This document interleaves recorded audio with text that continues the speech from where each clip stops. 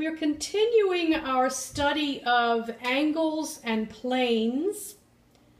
I have here a still life I set up and took a picture of, a couple of a gourd, a small pumpkin, a cherry tomato, just for a different shape and a splash of color for anyone who's working in color.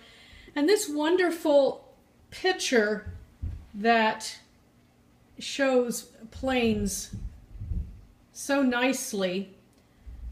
And this also shows planes, but this is the first look at something with planes that is rounded that we've looked at. But we talked about how a circle is just a series of angles and planes in succession. So even though it's rounded, this whole side is a plane that's away from the light, and so it's in shadow. And then these little divots or indentations we would be tempted to draw as lines, and we can do that in a preliminary drawing, but it's good to remember that they're like little valleys. And so they're actually little tiny shallow planes. And that's why you see the light hitting right here, because that's an upward plane, and then right in there where the shadow is a downward plane. So thinking of things as angles and planes rather than lines helps us to put markings down that really define the form. So for convenience sake, since I can't get the camera aimed at the still life, I'm going to work off this photograph, and I think I've finally devised a way that I can work from something vertically.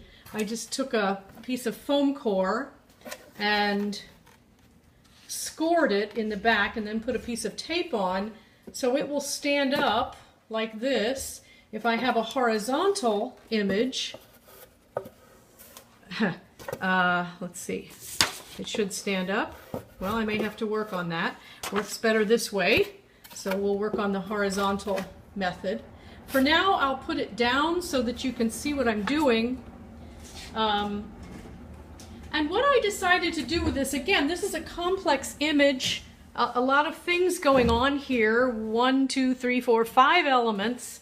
And I did that so that everyone has a chance to draw whatever they're interested in. For instance, some people are interested in the whole image, the collection and the shapes and colors and shadows and planes that makes.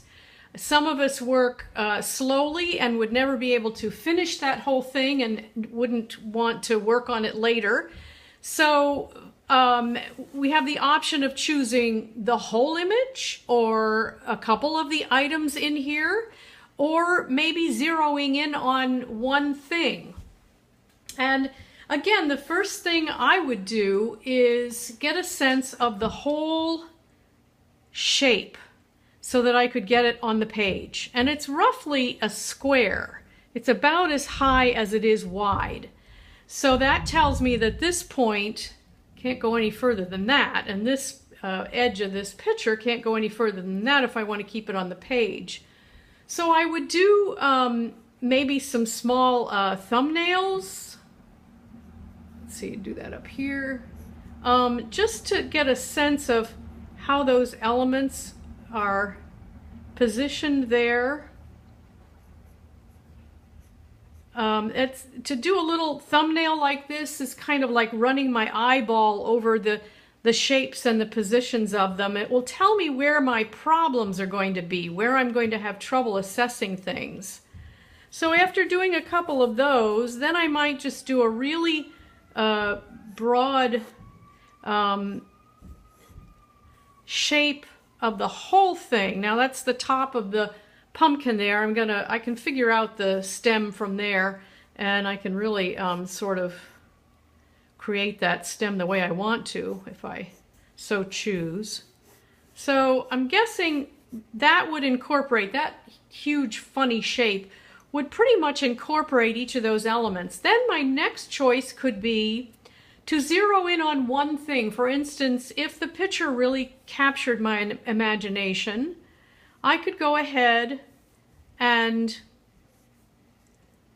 begin to draw more carefully how I see that picture, and just spend my time doing that. And doing my drawing, erasing as I see inconsistencies, checking those angles. There's wonderful angles there, and so forth. Another way to go would be to do a line drawing that is just the lines of the shapes without any shading or indicating with shading the different planes there, and then to go back in and zero on one element and leave parts of it, what some people would say unfinished.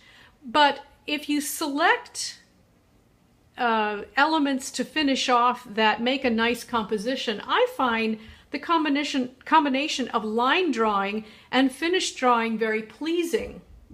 For instance, I'm really enjoying how this picture point cuts into the side of the dark part of that pot there.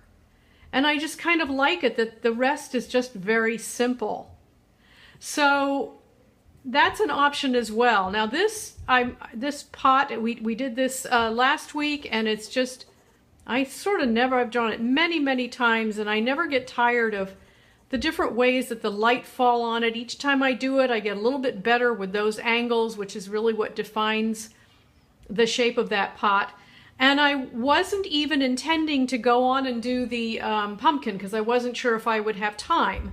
But I did, and the pumpkin itself, again with the roundness of these planes and these little divots in there, and then this wonderful stem with its twisty, this twisted aspect, and the way the light falls on those little grooves is really fun.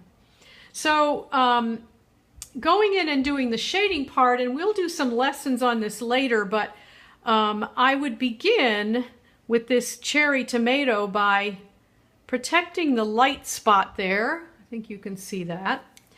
And then I would shade the whole thing except for that light spot, because I can take it out with an eraser, but I think I'll keep it protected better if I don't.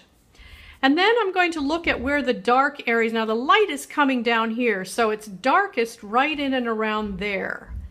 And that's where I'm going to layer. So I went in with just a sort of middle tone. Then I'm going to layer to get that darker. Layering, or glazing is another word for this, is a great way to go because you can assess at each point whether you've gone dark enough. And I find I do a lot less erasing if I do the glazing or the layering, because I can build it up and stop when I need to. Now if you need a little to take some out, dabbing at a place that you've done some tone is really effective. It keeps it from smearing. And this is a little bit darker up here. Oh, here's where the stem was.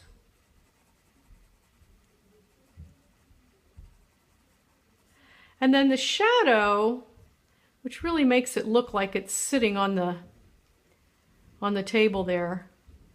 This is a much more defined shadow than I'm going to draw.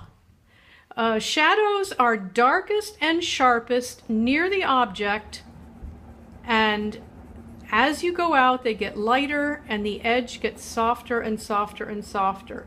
No matter what the photo reference might say, or even the actual still life, shadows are much more interesting, much more lifelike if they have that variation of dark next to the element and lighter and softer as they go out.